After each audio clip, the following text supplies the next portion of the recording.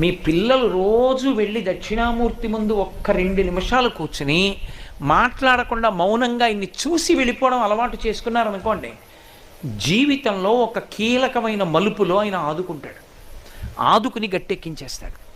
దక్షిణామూర్తి దక్షిణామూర్తే గొప్పది. ఆయన దర్శనం చేస్తే సరస్వతీ కటాక్షం దగ్గర నుంచి లేనిదన్నది ఉండదు, ఏదైనా ఇచ్చేస్తాడు ఆయన.